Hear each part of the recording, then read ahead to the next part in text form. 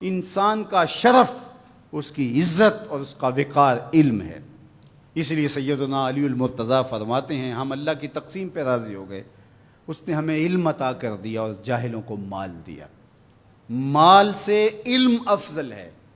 حضرت عبداللہ ابن عباس رضی اللہ تعالیٰ عنہ فرماتے ہیں، ابن عساکر نے اپنی تاریخ میں لکھا کہ حضرت سلیمان علیہ السلام کو اختیار دیا گیا، چاہے مال لے لو، چاہے سلطنت لے لو، چاہے علم لے لو۔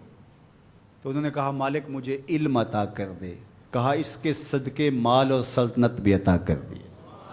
یہ علم کے پیچھے پیچھے چل کے آئیں گے۔ تو علم بنیاد ہے، علم شرف ہے انسانیت کا، علم وجہ عزت ہے۔ اس لیے علم حاصل کرنا یہ زندگی کی خوبصورتی ہے، اور ہم تو جس دین سے تعلق رکھتے ہیں اس دین کا آغاز ہی اقرا سے ہوتا ہے، اور ہمیں آخری سانس تک علم حاصل کرنے کی تلقین کی گئی۔ اطلب العلم من المہد الی اللحد، آپ ماں کی گود سے لے کر کے قبر کی آخری اینٹ تک علم حاصل کرتے رہیں، اور اس کے لیے سنگلاخ پہاڑوں کا سفر بھی کرنا پڑے، صعوبتیں بھی سہنی پڑے، بلکہ فرمایا اطلب العلم ولو بالسین، اگر تمہیں چین بھی جانا پڑے تو علم تلاش کرنے کے لیے وہاں بھی جا پہنچو، راستوں کی مشقتیں سہو، تکلیفیں سہو، لیکن علم کشید کر کے لاؤ۔ یہ مومن کا گم شدہ خزانہ ہے۔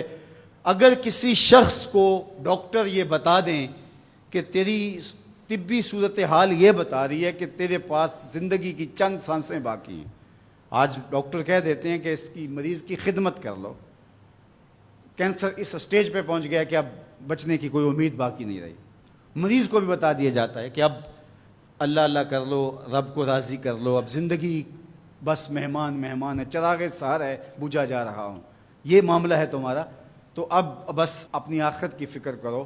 اب وہ کیا کرے جسے پتہ چلے کہ میرے پاس 2 دن ہیں، 3 دن ہیں، 5 دن ہیں، 10 دن ہیں، ڈاکٹر اندازہ بتا دیتا ہے، حتمی علم تو اللہ کے پاس ہے، تو وہ کہے کہ تم بس جانے والے ہو، تو کیا کرے؟ وہ نمازیں پڑھنے لگ جائے، نوافل پڑھے، روزے رکھے، صدقہ و خیرات کرے، یہ سب کرنا چاہیے اس کو، لیکن علماء نے کہا کہ وہ علم حاصل کرنے لگ جائے تاکہ اس کی موت حالت طالب علمی میں آئے۔ اور سنن دارمی میں روایت موجود ہے، حضور علیہ الصلوۃ والسلام کا فرمان کہ جو شخص علم حاصل کرنے میں مصروف ہوا اس لیے کہ اسلام کو زندہ کرے، فوت ہو گیا، وہ علم حاصل کرتے کرتے طالب علمی کے دوران انتقال کر گیا، قیامت کے دن اس کے اور نبیوں کے درمیان صرف 1 درجے کا فرق ہوگا۔ علم کی وجہ سے اس کو یہ شان اور یہ عظمت نصیب ہوگی۔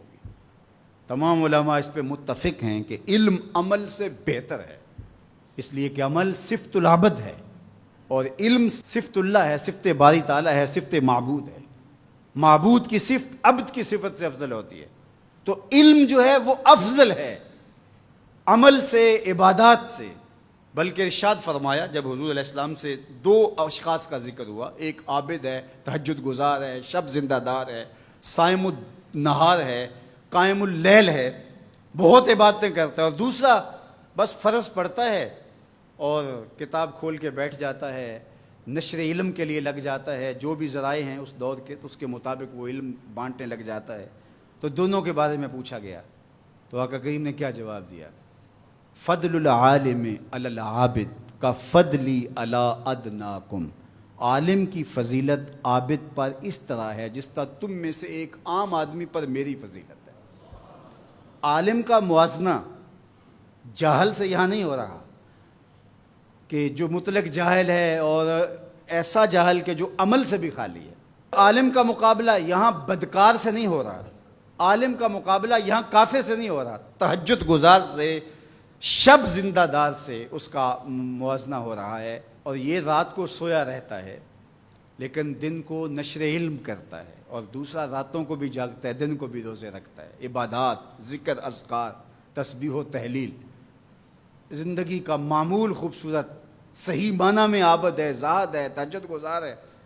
اتنا فرق ہے، ایک روایت میں یہ ہے جس طرح 14ویں رات کے چمکتے ہوئے چاند کی فضیلت ستاروں پہ ہوتی ہے، اور جتنا یہ فرق ہے اس طرح عابدوں پر عالم کی فضیلت ہے۔ تو یار اگر وہ عالم ساتھ عابد بھی ہو، وہ عالم ساتھ تہجد گزار بھی ہو، شب زندہ دار بھی ہو، تو پھر اس کے درجے کتنے بلند ہوں گے۔ اس لیے فرمایا کہ صبح اس حال میں کر کہ تو عالم ہو یا طالب علم ہو یا علماء کی باتیں سننے والا ہو یا علماء سے محبت کرنے والا ہو۔ اور فرمایا ولا تکن خامسہ، پانچواں نہ بننا، پانچواں بنا تو ہلاک ہو جائے گا۔ اب میں اور آپ دیکھیں کہ ہم ان میں سے کس زمرے میں آتے ہیں۔ تو کہا یا خود عالم بن جا، یا علم سیکھنے والا بن جا، یا علماء کی بات سننے والا بن جا، یا ان کے ساتھ محبت کرنے والا بن جا۔ ولا تکن خامسہ، پانچواں نہ بننا۔ اللہ ان چاروں میں سے ہمیں کوئی بنا دے، اور ہم علم کے جمال کو اپنا اوڑھنا بچھونا بنا لیں۔